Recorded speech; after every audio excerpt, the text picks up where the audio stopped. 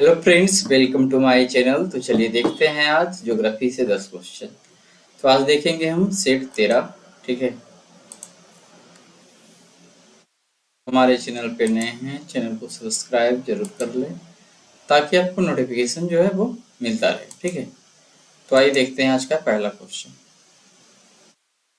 पहला क्वेश्चन कुछ ऐसा है। निम्नलिखित देशों पर विचार कीजिए।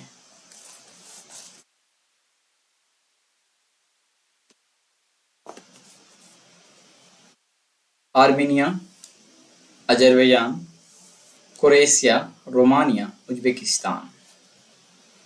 तो ध्यान देना है कि इसमें कौन सा जो है तुर्की राज्यों का संगठन है। तो ध्यान देना है, यहाँ पे होगा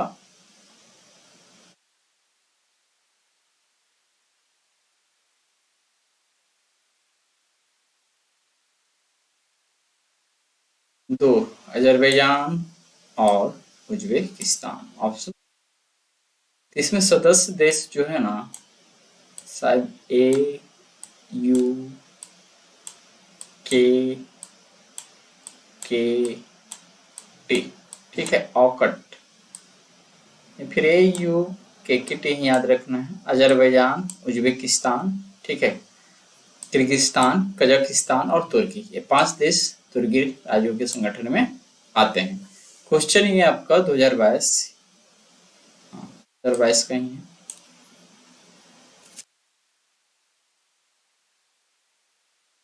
तो यहाँ पे और कुछ है नहीं। अजरबैजान, कजाकिस्तान, किर्गिस्तान, तुर्की और उज्बेकिस्तान, ये 5 जो है इसके सदस्य हैं, बाकी नहीं थे।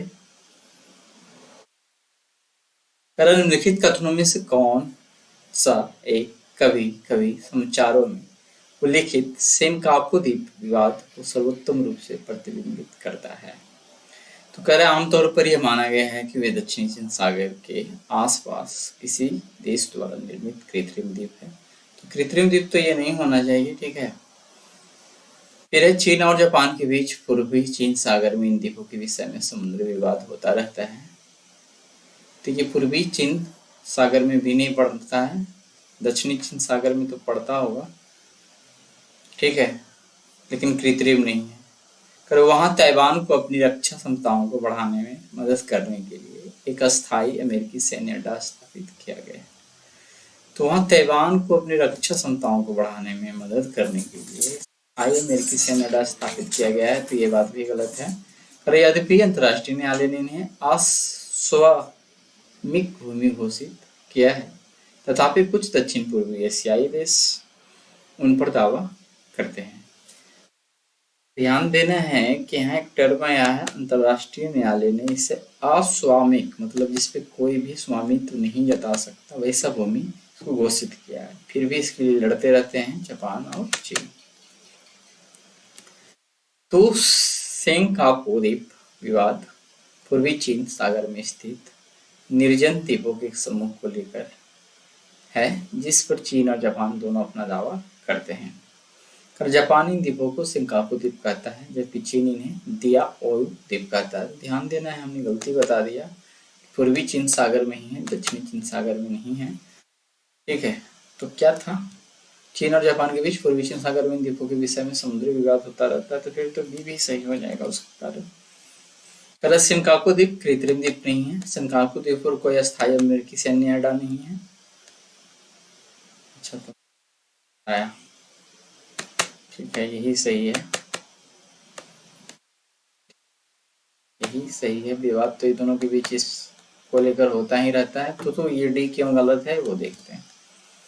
तो अंतर्राष्ट्रीय न्यायालय ने इन द्वीपों को अस्वामिक भूमि घोषित नहीं किया है और दक्षिण पूर्व एशियाई देश इन पर दावा नहीं करते हैं।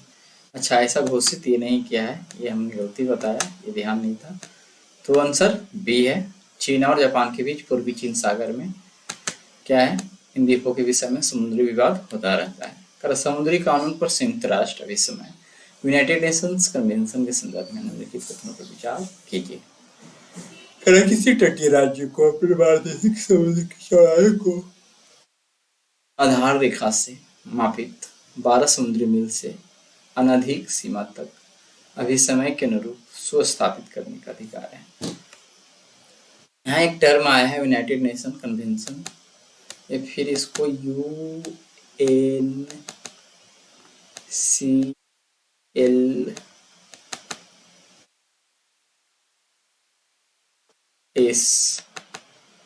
इसके अनुसार यदि देखते हैं तो सारा कथन सही है। तो किसी तटीय राज्य को अपनी प्रादेशिक समुद्र की चौड़ाई को आधार रेखा से मापित 12 समुद्री मील से अनधिक सीमा तक अभिसमय के अनुरूप सुस्थापित करने का अधिकार है। अगर सभी राज्य के, चाहे वे तटीय हों या भूमध्य भाग के हों, जहाजों को प्रादेशिक समुद्र से होकर बिना रोक टोक कराना है। आर्थिक क्षेत्र का विस्तार उस आधार रेखा से 200 समुद्री मील से अधिक जहां से प्रादेशिक समुद्र की चौड़ाई मापी जाती है। तो ये जो भी तीनों कथन हैं ज्योग्राफी में, ये सही है। ठीक है,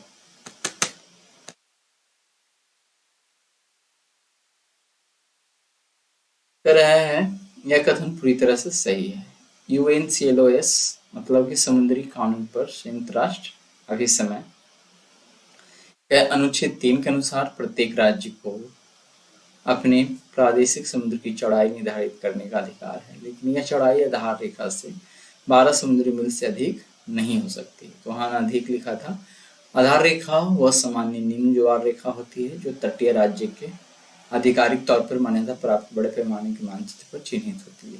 अगर सभी राज्य के, चाहे वे तटीय हों या भूमध्य भाग के हों, जहाजों के प्रादेशिक समुद्र से होकर बिना रोक टोक यात्रा का अधिकार होता है। कर यह कथन भी सही है, लेकिन इसमें बिना रोक टोक शब्द को समझना महत्वपूर्ण है। UNCLOS निरपराध मार्ग इनोसेंट पैसेज का अधिकार प्रदान करता है। इसका मतलब है कि सभी राज्यों, यानी तटीय हो या भूमध्य हो, दोनों पर जहाजों को किसी तटीय राज्य के प्रादेशिक समुद्र से होकर गुजरने का अधिकार है, बशर्ते कि यह मार्ग निरपराध हो। निरपराध मार्ग का अर्थ क्या होता है? निरपराध मार्ग का मतलब है कि मार्ग शांतिपूर्ण होना चाहिए और तटीय राज्य की शांति, अच्छे व्यवस्था या सुरक्षा के लिए हानिकारक नहीं होना चाहिए। रहा जहाज को तटीय राज्य के कानूनों विनियमों का पालन करना होगा। युद्धपोतों और गैर व्यावसायिक जहाजों के लिए भी यह अधिकार लागू होगा, लेकिन पनडुब्बियों को सतह पर अपना झंडा दिखाते हुए यात्रा करनी चाहिए। इसीलिए बिना रोक टोक का अर्थ है कि तटीय आवश्यक रूप से मार्ग में बाधा नहीं डालनी चाहिए, लेकिन वह अपनी सुरक्षा और कानून को लागू करने के लिए आवश्यक कदम उठा सकता है। अन्य आर्थिक क्षेत्र का विस्तार उस आधार रेखा से 200 समुद्री मील से अधिक नहीं होगा जहां से प्रादेशिक समुद्र की चौड़ाई मापी जाती है। यह कथन भी सही है। UNCLOS के अनुसार अनुच्छेद 57 के अनुसार अन्य आर्थिक क्षेत्र वह क्षेत्र है जो आधार रेखा से 200 समुद्री मील तक विस्तारित होता है जहां से प्रादेशिक समुद्र की चौड़ाई मापी जाती है। EEZ में तटीय राज्य को जीवित और निर्जीव संसाधनों की खोज, दोहन, संरक्षण और प्रबंधन के लिए संप्रभु अधिकार प्राप्त है। साथ ही कुछ अन्य गतिविधियां जैसे कि ऊर्जा उत्पादन, पवन जलाधाराओं से के लिए भी अधिकार प्राप्त है। को EEZ में कुछ अधिकार प्राप्त है जैसे कि नेविगेशन और फ्लाइट की स्वतंत्रता, लेकिन तटीय राज्य को अधिकारों का सम्मान करना आवश्यक है। संक्षेप में क्या बोल सकते हैं कि UNCLOS समुद्री कानून का एक व्यापक समझौता है जो विभिन्न समुद्री क्षेत्रों के अधिकारों और जिम्मेदारियों को परिभाषित करता है। तीनों कथन UNCLOS के प्रमुख प्रावधानों को सही ढंग से आगे निम्नलिखित युग्मों पर विचार कीजिए। देश हाल ही में संचारों में होने का महत्वपूर्ण कारण। तो चाड, चीन द्वारा स्थायी सैन्य बेस की स्थापना। तो इसके बारे में सही कहा जा रहा है कि चाड एक स्थान जो है चीन में नहीं, जहाँ भी रहे, ठीक है, चीन बोलना गलत है, हो सकता है इसके अगल बगल हो, हमने देखा नहीं बढ़िया से। तो चीन द्वारा स्थायी सैन्य बेस की स्थापना चाड में किया गया है, ये कथन सही है। अच्छा सॉरी, ये सही, ठीक है। हाल ही में संचारों में होने का महत्वपूर्ण कारण, तो सॉरी, चाड एक देश ही है, ये तो भी हो जाएगा ना। गिनी, तो गिनी क्या है? सेना द्वारा संविधान और सरकार का निलंबन, ठीक है। गिनी जो है सेना द्वारा संविधान और सरकार का निलंबन यहाँ किया गया था। ये 2022 का क्वेश्चन है, ठीक है।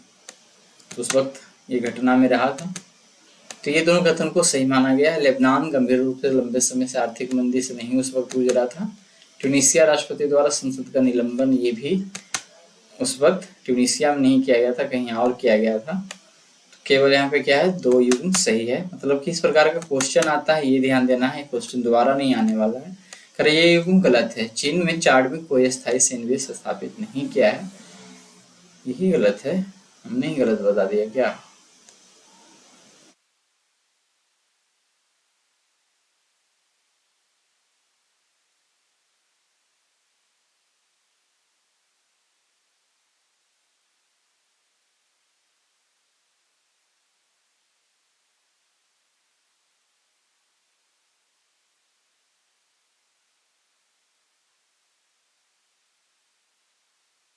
चलिए गलत बता दी, कोई बात नहीं, देख लेते हैं। सही बता रहा है केवल 3 युग्म।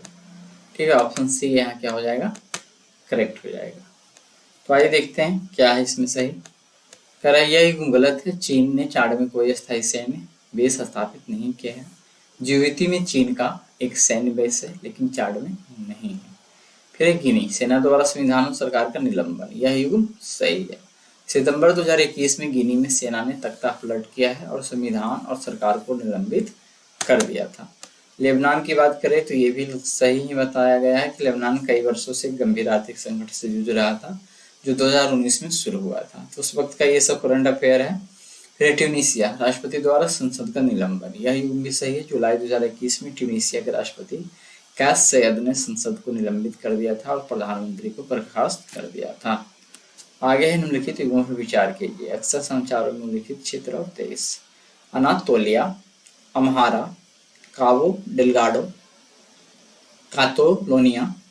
तो हमको लगता है ये ध्यान में रह गया था, इसके कारण हमने उसको गलती कर दिया। तो इसका भी आंसर ऑप्शन बी ही होना चाहिए। ठीक है, तो केवल 2 युग्म है यहाँ पे। तो अनातोलिया ये तुर्की में पड़ता है, अम्हारा जो है इथोपिया में पड़ता है, काबो डेलगाडो और कतालोनिया, देखते हैं ये भी सही बता रहे हैं या गलती।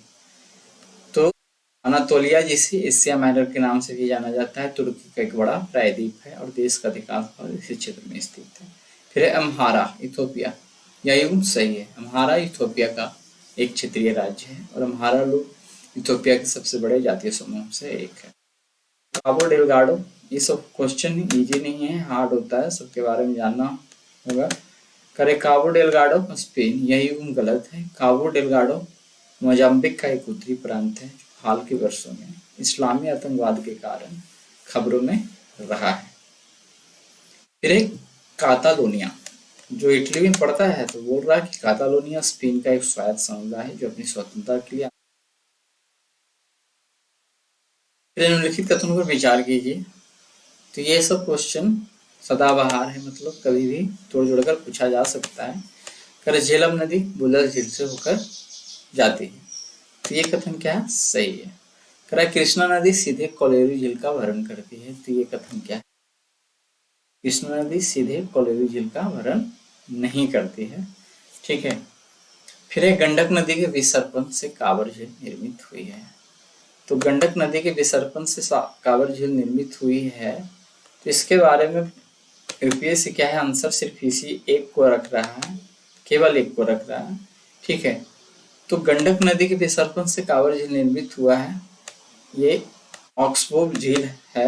साथ ही साथ ध्यान देना है कि ये बूढ़ी गंडक नदी और गंडक नदी दोनों के विसर्पण से क्या है, कांवर झील निर्मित हुआ है, ये ध्यान रखना है। शायद इसी आधार पे इसको ये गलत किया है।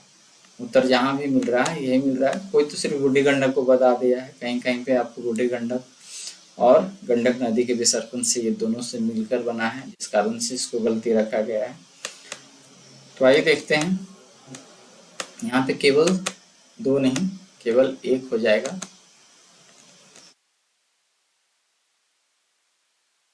ऑप्शन 1 कराइए कथन सही है। झेलम नदी वुलर झील में बहती है, जो जम्मू और कश्मीर में स्थित है।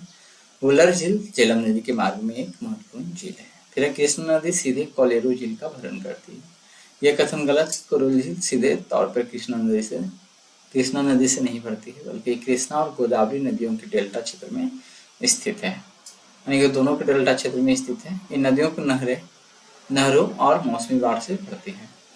फिर गंडक नदी के विसर्पण से कांवर झील निर्मित हुई है, यह कथन सही है, लेकिन ये कथन को भी सही नहीं रखा गया है, यहाँ पे सही नहीं, बेहतर होगा। और इसके लिए डिस्क्रिप्शन क्या है, कहीं मिल रहा है कि बूढ़ी गंडक के विसर्पण के कारण बना है। ये तो सिर्फ गंडक की बात पूछ रहा था और शायद इसीलिए क्या है, गंडक और बूढ़ी गंडक दोनों से मिलकर बना है, उस कारण से हो सकता है यूपीएससी ने इसको गलत रखा हो। कांवर झील, जिसे कांवर ताल पेटलिन के नाम से भी जाना जाता है, बिहार में स्थित है और यह गंडक नदी के विसर्पण से बनी है, एक एक्सपो झील है। ठीक है, इसमें और भी जोड़ देना है कि बूढ़ी गंडक से बना है, जिस कारण से ये तीसरा भी गलत हो जाएगा और सही सिर्फ एक होगा। ठीक है, कथन एक ही सिर्फ सही होगा। पतन और पोर्ट जिस रूप में सुविख्यात है, कामराजर पोर्ट भारत में कंपनी के रूप में पंजीकृत सबसे पहला प्रमुख पतन है। कामराजर पोर्ट पतन तो है, लेकिन क्या बोल रहा है, भारत में कंपनी के रूप में पंजीकृत सबसे पहला प्रमुख पतन है, ये सही होना चाहिए। इसे देखते हैं। मुंद्रा पोर्ट भारत में निजी स्वामित्व वाला सबसे बड़ा पतन है, तो ये कथन भी क्या है, सही है। विशाखापत्तनम पोर्ट भारत में सबसे बड़ा आधान पतन है, कंटेनर पोर्ट है। कंटेनर पोर्ट सबसे बड़ा जवाहरलाल नेहरू, जिसको नहावा सुहावा भी बोलते हैं, उसके लिए शायद कहा जाता है। तो यहाँ भी केवल 2 होना चाहिए, ऑप्शन बी। तो कामराजर पोर्ट, जिसे पहले एनोर पोर्ट के नाम से जाना जाता था, भारत में एक कंपनी के रूप में पंजीकृत होने वाला पहला प्रमुख बंदरगाह है। दूसरा है कि मुंद्रा पोर्ट भारत में सबसे बड़ा निजी स्वामित्व वाला बंदरगाह है। विशाखापत्तनम पोर्ट भारत में सबसे बड़ा आधान पतन या container port. Jawaharlal Nehru port, जिसे नावा सेवा के नाम से भी जाना जाता है, भारत का सबसे बड़ा कंटेनर पोर्ट है। इसलिए केवल यू में 1 और 2 सही सुमेलित है। निम्नलिखित वृक्षों पर विचार कीजिए। कटहल, जिसको बोलते हैं आर्टोकार्पस हाइड्रोफायल्स, महुआ मधुका इंडिका, फिर है सागौन टेक्टोना ग्रेंडिस। ठीक है, पूछ क्या रहा है, कितने पर्णपाती वृक्ष हैं। तो कटहल जो है मुख्यतः और भरपूर मात्रा में यदि उगता है तो वो सदाबहार वनों में उगता है। ठीक है, जिस कारण से ये पर्णपाती नहीं होगा। अब कटहल है, कोई भी फल है, सब्जी है, लगभग लोग सब जगह उगा लेते हैं। ठीक है, लेकिन इसका जो नेचुरल जगह है वो सदाबहार वन ही है, जिसके कारण से कंफ्यूजन नहीं होना चाहिए, ये सदाबहार है। महुआ मधुका इंडिका, तो महुआ क्या है, ये पर्णपाती है और ये अपना पतझड़ में पत्ते भी गिरा लेते हैं। सागुन टेक्टोना ग्रैंडिस, ये भी क्या है, पतझड़ पर्णपाती वृक्ष है। बट कटहल को आप देखिएगा, कभी इसका पत्ता पूरी तरह से गिरता भी नहीं है और एक तरह से सदाबहार भी, सदाबहार इसीलिए है और सदाबहार जंगलों में पाया भी जाता है। तो कटहल आर्टोकार्पस हाइड्रोफायल्स, यह एक सदाबहार वृक्ष है। महुआ या मधुका इंडिका, मतलब कि एक तरह से बोल सकते हैं भारत का ही क्या है, स्पीशीज है पौधे का, यह एक पर्णपाती वृक्ष है। सागोना टेक्टोना ग्रैंडिस, यह एक पर्णपाती वृक्ष है। ठीक है, तो महुआ और सागौन यहाँ पर्णपाती है। आगे देखते हैं। निम्नलिखित कथनों पर विचार कीजिए। चीन की तुलना में भारत के पास अधिक कृषि योग्य क्षेत्र है।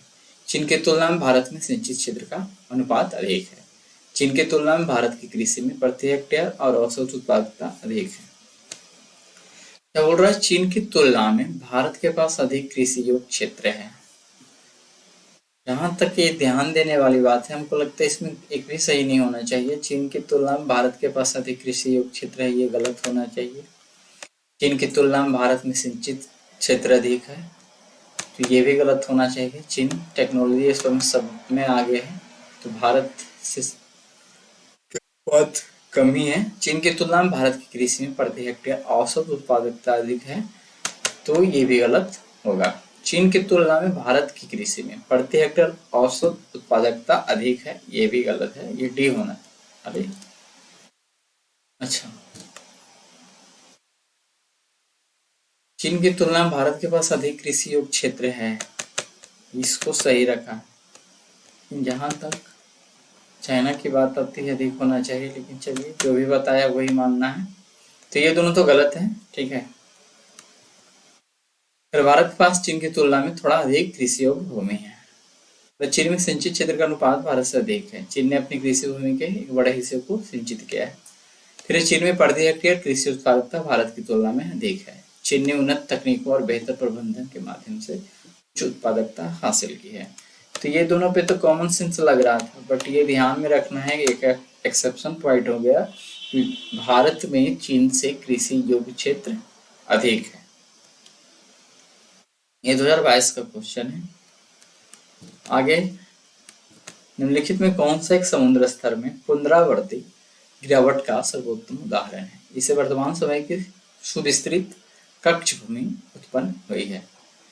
क्या बोल रहा है? निम्नलिखित में कौन सा एक समुद्र स्तर में पुनरावर्ती गिरावट का सर्वोत्तम उदाहरण है? मतलब कि ये ऐसा एरिया जहां से समुद्र स्तर धीरे धीरे नीचे चला गया और वो स्तर ऊपर उठ गया, ठीक है। कह जिसे वर्तमान समय की सुविस्तृत कक्ष भूमि उत्पन्न हुई है। अब यहाँ पे बोल ही दिया कक्ष भूमि, तो कंफ्यूजन में नहीं होना चाहिए। कक्ष का रंग जो गुजरात में पड़ता है, ठीक है, अरब सागर के किनारे पे, उसी का भाग है। एक तरह से अरब सागर का ही भाग है, लेकिन अरब सागर थोड़ा खिसक गया दूर और ये भूमि उथला हो गया, धीरे धीरे भूमि के रूप में चेंज हो गया। कक्षकरण समुद्र स्तर में पुनरावृत्ति गिरावट का सर्वोत्तम उदाहरण है, जिसमें वर्तमान समय की सुविस्तृत कक्ष भूमि। कक्षकरण क्या है? यह क्षेत्र पहले अरब सागर का हिस्सा था, लेकिन भूगर्भीय उत्थान और सिंधु नदी द्वारा लाई गई जो मिट्टिया था, उधर से जो पाकिस्तान से आता है, मिट्टी के जवाब के कारण समुद्र समुद्र जो है पीछे हट गया, जिसके परिणाम स्वरूप यह विशाल लवण कक्ष भूमि बन गया। भितरकनिका ग्रान या मैनग्रोव जिसको बोलते हैं, कारण यह मैनग्रोव पारिस्थितिक तंत्र है जो नदियों में पाया जाता है, लेकिन यह समुद्र स्तर में गिरावट का प्रत्यक्ष परिणाम नहीं है। फिर है मरकनम लबन बेसी, यह एक तटीय क्षेत्र है जहाँ नमक का उत्पादन होता है, लेकिन यह समुद्र स्तर में गिरावट से सीधे तौर पर संबंधित नहीं है। नौपाड़ा अनूप, यह एक झील है जो समुद्र से अलग हो गई है, लेकिन कक्ष के रंग की तरह यह समुद्र स्तर में गिरावट का उतना बड़ा स्पष्ट उदाहरण नहीं है। आज हमने ज्योग्राफी देख लिया, तो कल मिलते हैं साइंस के टॉपिक के साथ, ठीक है। तब तक किसी प्रकार से हमारे चैनल पर बने रहे, वीडियो को देखते रहें। धन्यवाद।